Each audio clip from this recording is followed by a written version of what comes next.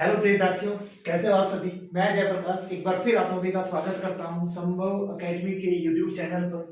पिछली क्लास के अंदर हम लोगों ने रीट लेवल फर्स्ट और रीट लेवल सेकंड का जो हमारा पहला जो टॉपिक है संख्या पद्धति के ऊपर प्रारंभ किया था। और पिछली संख्या क्लास के अंदर मैंने आपको संख्याओं के प्रकार के ऊपर हम लोग बात कर रहे थे, जिसमें हम लोगों ने सम संख्या तक हम लोगों ने बात कर ली थी। आगे हम लोग बात करते हैं विषम संख्या पर। तो जो हमारा अगला जो पॉइंट है या संख्याओं के प्रकार है वो आता है विषम संख्या। तो देखिए भाई, विषम संख्या से पहले मैं आप लोगों को एक बार फिर कह देता हूँ, जितने भी विद्यार्थी हमारी इन क्लासेस को देख रहे हैं और वो ज्यादा से ज्यादा हमारी ये क्लासेस हमको शेयर जरूर करें और सब्सक्राइब भी हमारी क्लास को जरूर कर लें भाई, ताकि आगे की जितनी भी कक्षाएं हैं वो आपको लगातार मिलती रहे और उसका नोटिफिकेशन भी आप लोगों को प्राप्त होता रहे। मैं आप लोगों को बता देता हूँ कि जो हमारी संभव एकेडमी है वो श्री गंगानगर में सन 2008 से लगातार शानदार परिणाम देती आ रही है और आगे भी आप लोगों को बहुत ही अच्छी जो शिक्षा है, जो शिक्षा से रिलेटेड जो भी हमारे शिक्षक भर्ती से रिलेटेड जो भी हमारी आने वाली भर्तियां हैं उन सभी की जो अपडेट्स है वो आपको हमारी इस YouTube चैनल पर मिलती रहेंगी। तो रीट लेवल फर्स्ट और सेकंड की घोषणा तो हो चुकी है, लेकिन अभी तक उसकी नोटिफिकेशन वगैरह जारी नहीं हुआ है। तो जल्द उसका नोटिफिकेशन आ जाएगा, लेकिन नोटिफिकेशन आने के बाद आप तैयारी करेंगे तो उससे पहले हम लोग तैयारी करना स्टार्ट कर देते हैं। जो भी विद्यार्थी पिछले रीट के अंदर कुछ विद्यार्थियों के कम मार्क्स बने हैं तो वो लोग भी निराश ना हो और अपनी तैयारी को रेगुलर आगे कंटिन्यू करें। तो मैं आज बस डायरेक्ट बात करता हूं हमारे टॉपिक पर विषम संख्या के ऊपर। तो संख्या पद्धति की हम लोग बात कर रहे हैं और संख्या पद्धति की हमारी जो दूसरी क्लास है उसके अंदर हम बात कर रहे हैं विषम संख्या के ऊपर। तो देखिए, विषम संख्या वह सभी संख्याएं जो दो से विभाजित नहीं हो। तो विषम संख्या मतलब कि ऑड नंबर्स की बात कर रहे हैं, नॉट डिविजिबल बाय 2, दो से विभाजित नहीं हो। तो जो भी विद्यार्थी इंग्लिश के अंदर भी होते हैं ना, इंग्लिश मीडियम के जो विद्यार्थी होते हैं उनको थोड़ी सी प्रॉब्लम होती है, उन लोगों के लिए इस तरह की कक्षाएं मिलती नहीं है। तो थोड़ा सा कोशिश करूंगा कि मैं आपको इंग्लिश में भी उस बात को बता पाऊं। तो ऑड नंबर की हम लोग बात कर रहे हैं, विच नंबर्स नॉट डिविजिबल बाय 2, कि वो सभी संख्याएं जो 2 से विभाजित नहीं है उन्हें हम विषम संख्या बोलते हैं। एग्जांपल के तौर पर अपन बात कर लेते हैं 1 3 5 7 9 11। तो वो सभी संख्याएं जो 2 से डिविजिबल नहीं है उन्हें हम विषम संख्या बोलते हैं, ऑड नंबर्स बोलते हैं। अब इसके अंदर भी मैं कुछ आपको ऐसी चीजें बता देता हूं जैसा कि सम संख्याओं के अंदर मैंने आप लोगों को बताया था। अगर आपसे ऐसा पूछा जाए कि प्रथम n प्राकृतिक विषम संख्या का योग, देखिए यहां पर अगर सम होता है तो अलग होता है, विषम होता है तो अलग होता है। तो अगर विषम संख्याओं का योग पूछा जाता है तो उसे हम n स्क्वायर से लिखते हैं। जितनी भी संख्याएं हैं उनका आप n का वर्ग कर दो और जैसे ही आप उसका वर्ग कर दोगे तो उनका योग आ जाता है। अब मैं बताता हूं ऐसा क्यों। अब मैं इसकी बात करेंगे ऐसा क्यों है। देखिए, अगर मैं ये बात करूं, ये हमारे पास कितनी संख्याएं हैं, 6। अब इन 6 संख्याओं का औसत, जैसा कि पिछली क्लास में मैंने बताया था, आप यहां पर क्या करिए, उसका औसत निकालिए। अब औसत भी मैंने पिछली क्लास में आप लोगों को बताया, क्या बताया, प्रथम संख्या, देखिए प्रथम संख्या प्लस अंतिम संख्या बटा में 2। तो आपको क्या बताया था औसत निकालना, मैंने क्या बताया था, प्रथम संख्या प्लस अंतिम संख्या बटा में 2। तो आप इस तरह से भी उसका औसत निकाल सकते हैं। अब औसत का फायदा क्या होता है, औसत का फायदा ये होता है कि अगर आपके पास में औसत है तो आप किन्हीं भी संख्याओं का योग निकाल सकते हैं, बशर्ते आपके पास ये पता हो कि वो संख्याएं कितनी हैं और साथ में आपको ये पता हो कि उसका औसत क्या है। तो जैसा कि पिछली क्लास में मैंने बात करी थी, अगर आप लगातार संख्याओं का औसत निकाल लेते हैं तो विषम संख्याएं कौन सी संख्याएं होती है, वो भी लगातार होती है।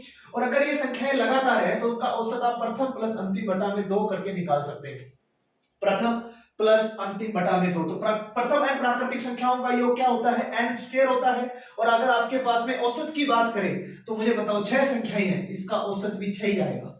6 संख्याएं, औसत भी 6 आ गया, तो आपके पास संख्याएं कितनी है, n है और औसत कितना है n है। ओवरऑल आपके पास में फॉर्मूला क्या बन गया n स्क्वायर। तो मैं साथ ही साथ बात करूंगा कि अगर हम उसको ट्रिक को अच्छी तरह से समझ लें तो क्वेश्चन को करना आसान हो जाता है। कई बार क्या होता है हमें फॉर्मूला नहीं याद रहता और अगर वो ट्रिक दिमाग में रह जाती है तो हम आसानी से क्वेश्चन कर सकते हैं। जैसे कि एग्जांपल के तौर पर और ले लेता हूं 1 3 5 7 9 11 13 15। अब इन सभी संख्याओं का आप क्या करना चाहते हो, योग निकालना चाहते हो। तो योग देखिए, प्रथम ये लो कितनी संख्याएं हो गई हमारे पास में, 8 संख्याएं हो गई है और 8 संख्याओं का औसत देखिए बिल्कुल बीच वाला नंबर। तो मैंने कहा प्रथम प्लस अंतिम बटा में 2 कर लो, सेकंड और सेकंड लास्ट बटा में 2 कर दो, थर्ड एंड थर्ड लास्ट बटा में 2 कर दो, fourth and fourth last upon में बटा में 2 कर दो। मतलब आगे से चौथा और पीछे से चौथे को जोड़कर भी कर सकते हो, पहला और अंतिम को जोड़कर बटा में 2 कर सकते हो। तो जरूरी नहीं होता कि आप वहां पर प्रथम और अंतिम से ही करें। कई बार हमारे को प्रथम और अंतिम पता होता है तो प्रथम और अंतिम कर सकते हैं। वो ऐसा कह दे कि हमारे पास में 5 विषम संख्याएं थी और दूसरी संख्या और पीछे से दूसरी संख्या में दे दे तो भी आप कर सकते हैं। तो आपको ध्यान रखना है आगे से दूसरी है तो पीछे से भी दूसरी ही होनी चाहिए। जैसे एग्जांपल के तौर पर देखो 1 प्लस 15 दोनों का योग 3 प्लस 13, तो आगे से दूसरा पीछे से दूसरा, 7 प्लस 9 आगे से चौथा पीछे से चौथा, तो बटा में 2 कर दीजिए। हर बार एक ही अंक आने वाला है और वो भी आपके पास क्या आने वाला है, 8। ठीक है, तो ये हमारा औसत है। और जब आपके पास में औसत आ गया, औसत 8, संख्याएं कितनी है 8, तो योग कितना हो जाएगा 8 का वर्ग। तो फॉर्मूला आप लोग याद कर सकते हैं, प्रथम एन प्राकृतिक संख्याओं का योग क्या होता है, एन स्क्वायर होता है। तो ध्यान रखिए, ज्यादा से ज्यादा शेयर करते जाइए भैया हमारी क्लासेस को। रीट लेवल फर्स्ट और रीट लेवल सेकंड की हमारी ये जो क्लासेस रहेगी, इसके अलावा भी मैं आप लोगों को बता देता हूं मेरी कुछ क्लासेस जो की व्याख्याता भर्ती गणित विषय से और वरिष्ठ अध्यापक गणित विषय की रहेगी, जिसमें हमारा जो बीएससी का पोर्शन रहेगा उसकी क्लासेस भी मैं आप लोगों के लिए लेकर के आऊंगा और जल्दी जल्द आप लोगों को वो क्लासेस अवेलेबल होती रहेंगी। ज्यादा से ज्यादा हमारे चैनल को सब्सक्राइब करते रहें और शेयर जरूर करें। विषम संख्या के बाद हम बात करेंगे, 2 और संख्याएं होती हैं जिनके ऊपर अपन अभी बात कर लेते हैं। देखिए कौन सी वो संख्याएं होती हैं, कौन सी वो संख्याएं होती हैं। अगली जो प्रकार है, देखिए हमें इन प्रकारों के साथ में उनसे बेसिक जो कॉन्सेप्ट है अगर वो हमें साथ के साथ याद रहे तो उससे बड़ी बात नहीं हो सकती है, मैं आपको बता देता हूं। तो ज्यादा से ज्यादा शेयर जरूर करें हमारी क्लासेस को। और जो भी विद्यार्थी व्याख्याता भर्ती की तैयारी कर रहे हैं और उनके जो फर्स्ट पेपर का जो गणित है उसके अंदर भी ये वाला हमारा टॉपिक सेम रहेगा, उसकी भी मैं कुछ क्लासेस आप लोगों के लिए लेकर के आऊंगा। कुछ कहते हैं हमारा जो संपूर्ण सिलेबस है व्याख्याता भर्ती फर्स्ट पेपर के अंदर जो 4 से 5 टॉपिक हमारे सिलेबस के हैं वो भी मैं यहाँ पर लेकर के आने वाला हूँ। ठीक है भाई, तो देखिए क्या करेंगे हम लोग, किस तरह से उसकी क्लासेस में देखेंगे। अगला जो टॉपिक है हमारा उसमें हम पढ़ेंगे अभाज्य संख्या, अभाज्य संख्या और भाज्य संख्या के बारे में। तो अभाज्य संख्या क्या होती है, भाज्य संख्या क्या होती है, इसके बारे में हम लोग अभी देखेंगे। देखिए भी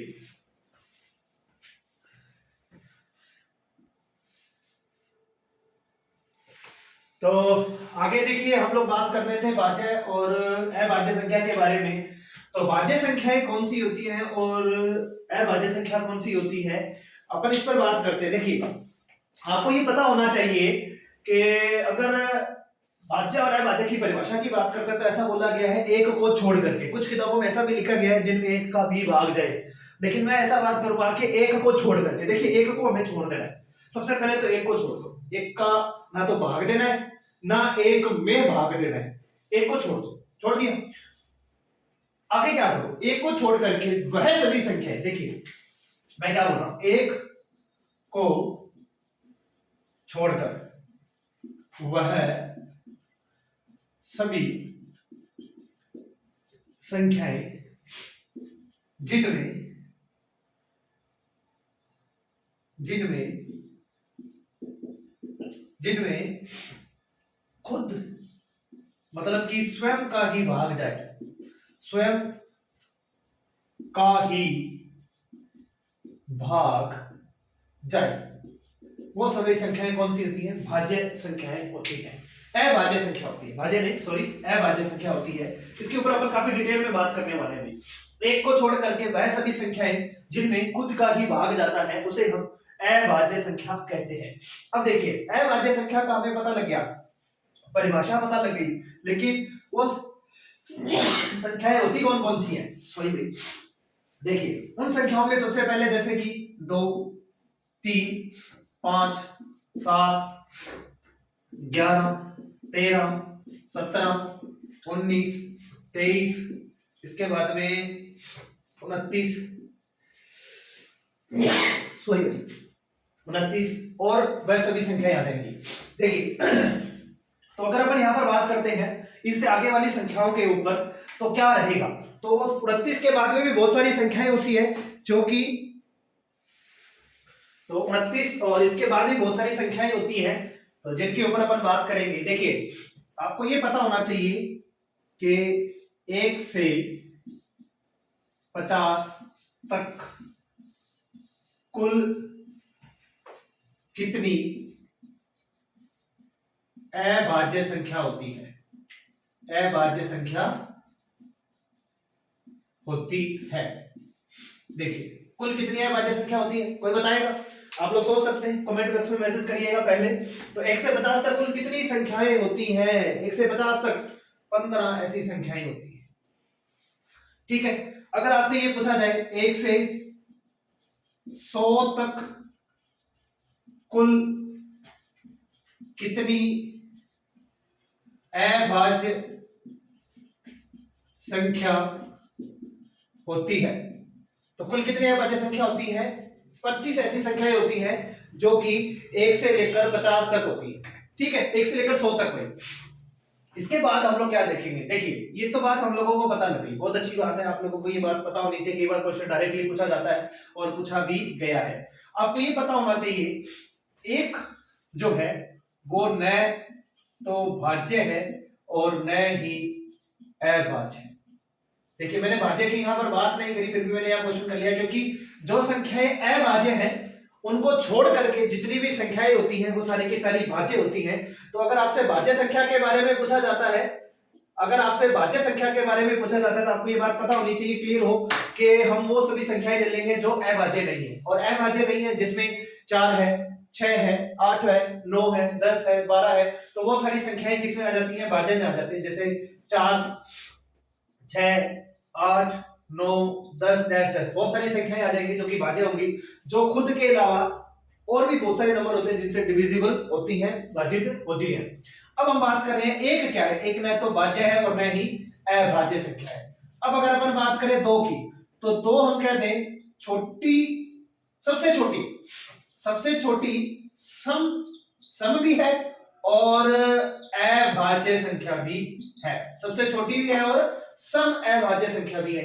अगर मैं आपसे पूछूं 3, तो 3 क्या है? सबसे छोटी वैसे तो 2 है लेकिन सबसे छोटी विषम, तो सबसे छोटी विषम पूछे, वैसे तो 1 है सबसे छोटी विषम, लेकिन यहां सबसे छोटी विषम अभाज्य संख्या कौन सी है?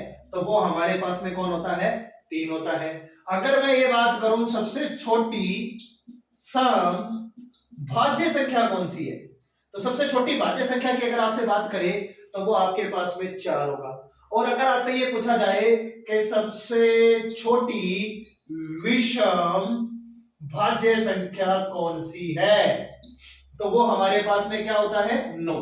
तो कम से कम ये 4 अंक ऐसे हैं जिनके बारे में हमें पता होना चाहिए। जैसे 1 न तो भाज्य है न ही अभाज्य संख्या होती है। उसके बाद में अगर अपन बात करें 2 की, तो 2 छोटी सम अभाज्य संख्या होती है, 3 सबसे छोटी विषम अभाज्य संख्या होती है, 4 छोटी सम भाज्य संख्या है, 9 छोटी विषम भाज्य संख्या में आती है। कई बार ऐसा भी पूछा गया है, कई बार पूछा जा सकता है कि आप 2 अंकों की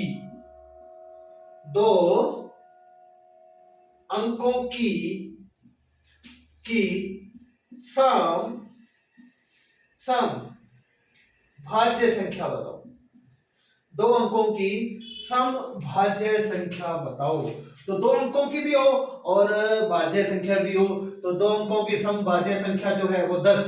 छोटी की बात हो रही है, छोटी की बात करिए। और अगर अपन बड़ी बात करें तो सबसे बड़ी 2 अंकों की सम और भाज्य संख्या बताओ, तो वो आपके पास में 98 होगा। सबसे बड़ा सम भी हो और सबसे बड़ा भी हो। अगर हम यहां पर बात करें सबसे छोटी दो अंकों की विषम विषम भाज्य संख्या।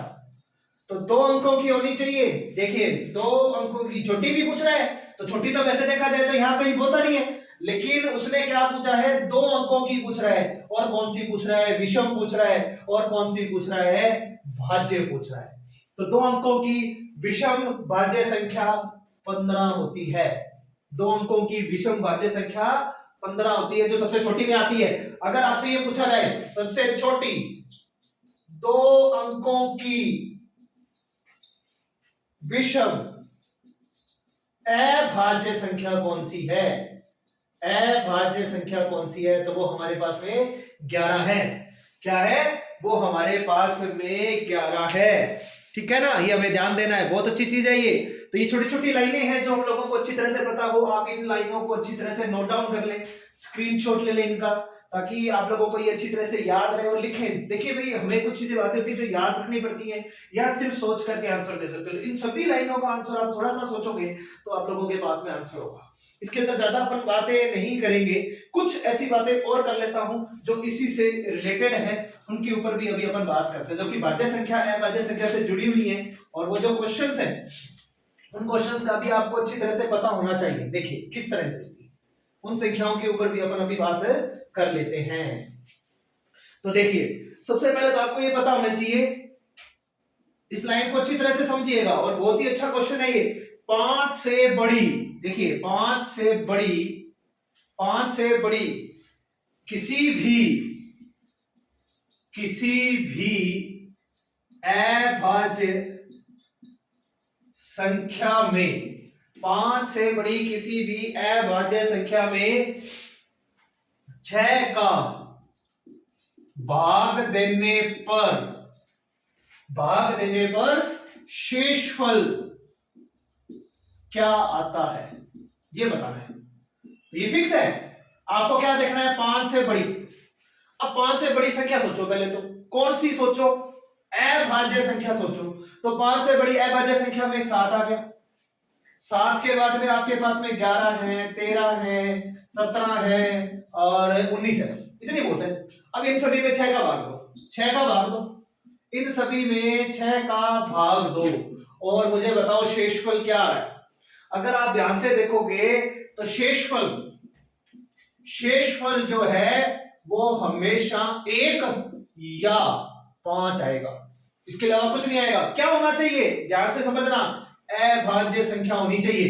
अब वैसे तो कोई सी भी संख्या ले लोगे तो ये नहीं आएगा शेषफल, लेकिन अगर आप वहां पर सिर्फ अभाज्य संख्या लोगे और किसका भाग दोगे, 6 का भाग दोगे, तो हमेशा शेषफल 1 और 5 ही आएगा, 1 और 5 ही आएगा। तो शेषफल 7 में 6 का भाग दिया, शेषफल 1, 11 में 6 का भाग दिया, शेषफल 5, 13 में भाग दो 1, 17 में भाग दो, कितना आएगा 5, फिर 19 में भाग दो, शेषफल 1। तो आगे की संख्या भी आप इस तरह से देख सकते हैं। तो ये भी लाइन आप अच्छी तरह से नोट कर लें, जो कि हमारे पास में क्या है, 5 से बड़ी किसी भी अभाज्य संख्या में 6 का भाग देने पर शेषफल क्या आता है। आगे देखो, एक लाइन और इसी तरह की मैं आप लोगों को बता देता हूं, इसको अच्छी तरह से नोट कर लीजिएगा। बहुत ही अच्छी लाइन है ये हमारे पास में।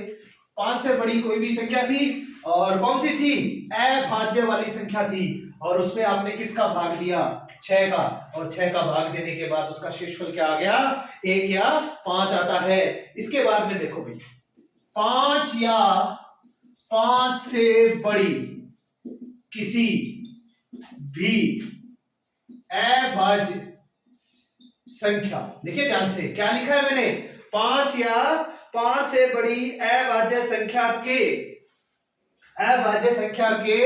वर्ग में देखिए 5 या 5 से बड़ी किसी भी अभाज्य संख्या के वर्ग में 12 का भाग देने पर, किसका भाग देना है, 12 का, 12 का भाग देने पर शेषफल क्या आता है।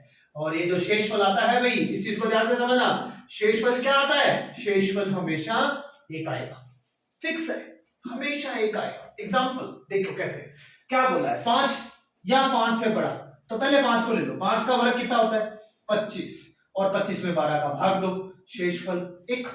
शेषफल लिखा है मैंने, ये उत्तर नहीं लिखा है मैंने, शेषफल लिखा है। अगर हम चले 5 के बाद में कौन है 7, 7 का वर्ग 49, 49 में 12 का भाग दो, 12 चौका 48, शेषफल फिर एक आ गया, फिर कौन ले लो 11, 11 का वर्ग 121, 12 का भाग दो 120, शेषफल फिर एक आ गया। तो कोई भी संख्या हो, कौन 5 या 5 से बड़ी संख्या कोई भी हो, और उसमें आप क्या करते हो, भाग देते हो। किसका? 5 का। संख्या तो है लेकिन उसका आपको क्या करना है, वर्ग भी करना है। और अगर आप वहां वर्ग करते हो तो उसका शेषफल क्या आ रहा है हमारे पास में, हमेशा 1 आएगा। कब आएगा? जब आप वहां पर 12 का भाग दोगे। इसके बाद में देखना भाई, ये हमारे कुछ इंपॉर्टेंट पॉइंट है, ज्यादा से ज्यादा आप लोग इसको शेयर करते रहिए भाई, इंपॉर्टेंट पॉइंट्स पर। देखिए आगे हमें क्या करना है इसके बाद में कुछ और संख्याओं पर बात करते हैं, कुछ और टाइप्स के ऊपर बात कर लेते हैं। देखिए हर एक चीज के ऊपर मैं बिल्कुल डिटेल से बात कर रहा हूँ, उससे रिलेटेड जो भी क्वेश्चंस हैं उनको भी मैं साथ के साथ लेने की कोशिश कर रहा हूँ, ताकि वो चीजें तो साथ में क्लियर हो और साथ में उसकी सारी बातें भी हमारे पास में आती रहे। तो इसके बाद में आपको पता होना चाहिए सह अभाज्य संख्या के बारे में, तो जिसे हम इंग्लिश में क्या बोलते हैं भाई, को प्राइम नंबर। को प्राइम नंबर, देखिए को प्राइम नंबर्स कौन से होते हैं, सह अभाज्य संख्याएं कौन सी होती हैं। तो सह अभाज्य संख्याओं के लिए हमें ध्यान देना है वो सभी संख्याएं जिनका, देखिए पेयर की बात कर रहे हैं, देखो सह अभाज्य को प्राइम, तो आपके पास में कोई भी दो संख्याएं हैं, दो संख्याओं का मैं से क्या आता हो, एक आता हो। दो संख्याओं का मैं से क्या आता हो, एक आता हो। तो उन संख्याओं को हम क्या बोलेंगे, सह अभाज्य। या हम ये कह दें कि वह दोनों संख्याएं किसी एक अभाज्य या किसी एक संख्या से विभाजित न हो। वह दोनों संख्याएं जो किसी एक संख्या से विभाजित न हो, इस बात को भी आप याद रख सकते हो। तो जैसे कि एग्जांपल के तौर पर अपन बात करते हैं, जैसे कि मैंने यहां पर बात कर लिया 15 और 18, इन दोनों का अगर आप मैं से निकालोगे तो कितना आएगा, एक आएगा। इन दोनों संख्याओं का अगर आप मैं से निकालोगे एक आएगा, तो इन दोनों संख्याओं को हम क्या कह सकते हैं, सह अभाज्य संख्या कह सकते हैं। अब इसमें जो इंपॉर्टेंट क्वेश्चन बनता है उस क्वेश्चन की बात करता हूं, बहुत ही ट्रिकी क्वेश्चन है, ट्रिकी क्वेश्चन पर बात कर रहे हैं अपन। कैसे कि मैं ये कहता हूं, जैसे मैंने ये कह दिया 15 के साथ सभी सह अभाज्य संख्याओं की संख्या ज्ञात करो। एग्जाम्पल को ध्यान से समझना, 15 के साथ सभी सह अभाज्य संख्याओं की संख्या ज्ञात करो। अब इस बात को समझना भाई, ये क्वेश्चन बहुत ही अच्छा बन गया है, बहुत ही अच्छा क्वेश्चन बन गया है। तो कैसे निकाला जाएगा उसको समझना। आपको सबसे पहला काम क्या करना है, जिस संख्या के साथ बात कर रहा है उसके अभाज्य गुणनखंड कर ले। जैसे कि इसके अभाज्य गुणनखंड 3 इंटू 5 है, 3 इंटू 5 हमारे पास में अभाज्य गुणनखंड है। अब आप क्या करो, जो संख्या के साथ अभाज्य गुणनखंड निकालने हैं, अभाज्य सह अभाज्य संख्याओं की संख्या निकालनी है, तो उस संख्या को ले लो। किसको ले लो, 15। अब इसके प्राइम फैक्टर क्या है, 3 और 5 है, तो 1 माइनस 1/3 कर लिया। दूसरा कौन है, 5 है, तो 1 माइनस 1/5 कर लिया। और इसका हल करते हैं तो ये क्या आएगा, ये आएगा 2/3 और ये आएगा 4/5। तो कैंसिल करेंगे तो ओवरऑल संख्याएं कितनी हो जाएगी, 8।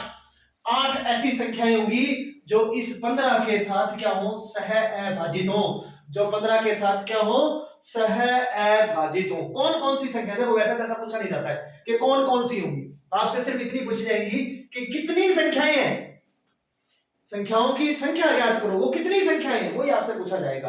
अब जैसे एग्जांपल के तौर पर देखो, 1 और 15 का मैच है, 2 और 15, 4 और 15, 8 नहीं 7 और 15, 5 और 6 को क्यों लिया, क्योंकि उनके साथ में वो डिविजिबल है। एक तो 5 से डिविजिबल है, 6 और 15 3 से डिविजिबल है, एक दूसरे से भाग जाता है, तो वहां पर मैसा एक नहीं आएगा, वो तो और कुछ आ जाएगा।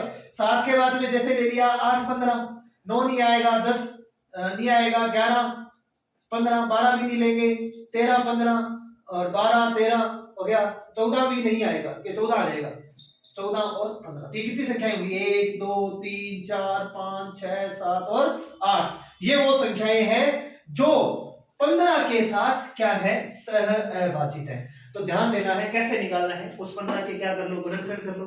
वो अभाज्य गुणनखंड को आप इस तरह से हल कर लो। अगर 3 गुणनखंड है, जैसे एग्जांपल के तौर पर अपन यहां 30 ले लेते, क्या ले लिया 30, अब 30 के अभाज्य गुणनखंड करो, 30 के अभाज्य गुणनखंड में 2 भी आ रहा है, 3 भी आ रहा है, और क्या आएगा, पहले 2 देंगे, फिर 3 देंगे और फिर 5 आ जाएगा, 3 अभाज्य गुणनखंड हो गए। अब इसको कैसे हल करेंगे, तो ये आ जाएगा 1 माइनस 1 बटा 2, 1 माइनस 1 बटा 3 और 1 माइनस 1 बटे 5। इसका जो भी हल आएगा उतनी संख्याएं इस 30 के साथ सह अभाजित होंगी, इस 30 के साथ क्या होंगी, सह अभाजित होंगी। ठीक है भाई, आगे की कक्षा के अंदर हम लोग इससे आगे की जो भी संख्याएं हैं, संख्याओं के जो प्रकार हैं और जितने भी जो क्वेश्चंस बन सकते हैं उनके ऊपर अपन बात करेंगे। हमारी इस क्लासेस को, संभव एकेडमी की इन क्लासेस को ज्यादा से ज्यादा शेयर जरूर करें और जो यूट्यूब चैनल है हमारा इसको सब्सक्राइब करें। जल्द ही संभव एकेडमी जो है वो आप लोगों के लिए एक ऑनलाइन प्लेटफॉर्म यूट्यूब चैनल के अलावा जो हमारी ऐप होगी उसे लॉन्च करेगा और उसके अंदर हमारी जो क्लासेस होगी वो भी आपको जो पेड कोर्सेज हैं या जो फ्री कोर्सेज हैं वहां पर आप लोगों को अवेलेबल होने शुरू हो जाएंगे। लेकिन एक बार आप सभी हमारे जो यूट्यूब चैनल है इसको शेयर जरूर करते रहे, सब्सक्राइब करते रहे। Thank you.